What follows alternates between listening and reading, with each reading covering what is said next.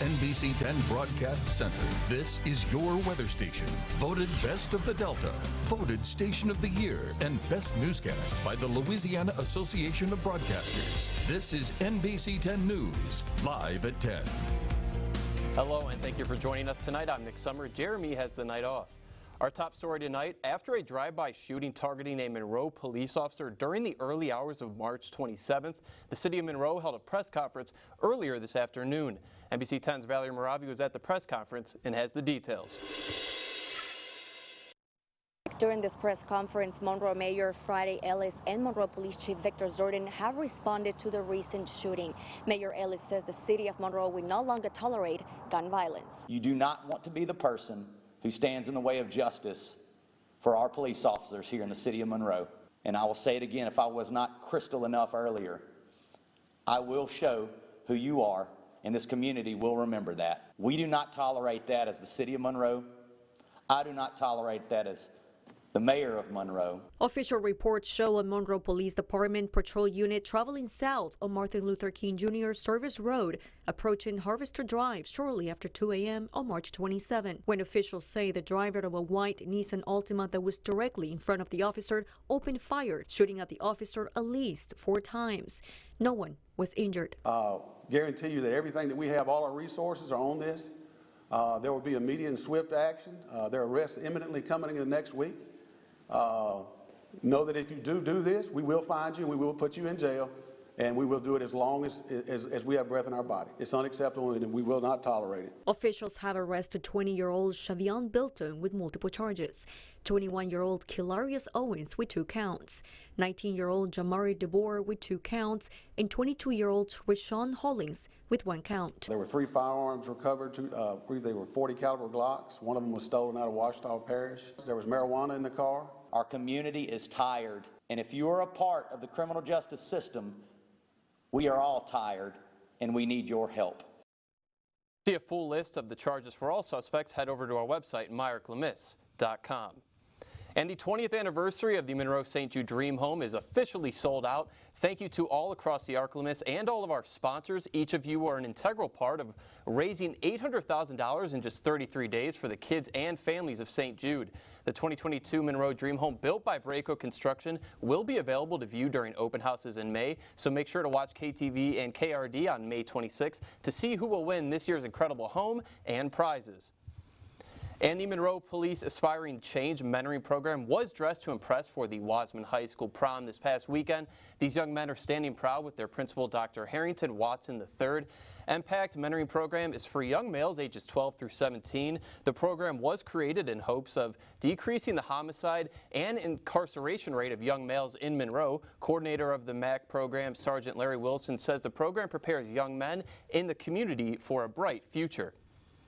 And the Reeves Across America hosted its mobile education exhibit national tour at the Chenault Aviation and Military Museum today. The Mobile Education Exhibit National Tour made its first stop in Monroe and will continue making stops throughout the state to honor those who served and welcome home Vietnam veterans. The goal is to bring the community together and teach patriotism while remembering the service and sacrifice of our nation's heroes. The exhibit serves as a mobile museum, educating visitors through interactive exhibits, short films, and shared stories. There's been so many tears shed in this vehicle, because just to listen to these veterans, you know, and sometimes that's all they need is someone to listen and hear their story. Shake their hand and say, "Welcome home, sir. Welcome home, ma'am. Thank you for your service."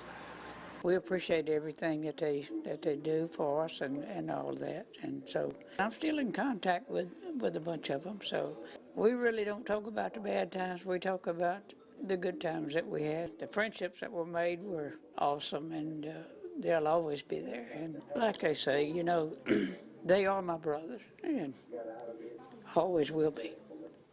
And updates on their next mobile education exhibit, you can visit reesacrossamerica.org. And while Russia may be opening a new front in the war, with fresh attacks Saturday in western Ukraine near the Polish border, striking within minutes of President Biden's address in Poland, Gabe Gutierrez has more. The inferno burning into the night. At least 2 missiles striking miles from the Lviv city center, shattering the relative calm of western Ukraine sending people scrambling for bomb shelters. It appears to be a targeted strike. Behind me is a fuel depot. You can still see the flames and the black smoke billowing into the air. It is an ominous sight here in western Ukraine, so close to the Polish border. Local officials say at least 5 people were injured. This man lives nearby. Pretty surprised because there's no any military objects there. No.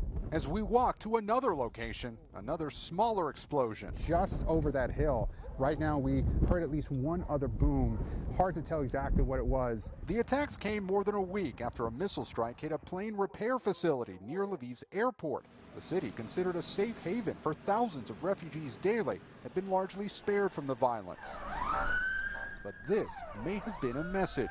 The strikes coming just as President Biden was preparing to speak in neighboring Poland. The world had thought Russia was shifting strategies because overnight a top Russian general said his military was refocusing its efforts on the eastern region of Donbass. A comment widely interpreted as an acknowledgement that attempts to capture the capital, Kyiv, had been unsuccessful. Instead today, Russia upped the ante, its defense minister saying nuclear readiness was a priority, prompting Ukraine's President Zelensky to warn Russia was bragging about destroying the planet. Meanwhile, the fighting still rages. Today, gunfire and smoke erupted near a pro-Ukrainian rally in Slavutich near the Chernobyl nuclear power plant after Russian forces entered the city. Also in the north, Chernihiv is all but cut off. Journalists from Sky News tried to enter the region, but shelling bombarded them, forcing them to duck for cover. And now, exclusive Storm Tracker Doppler weather.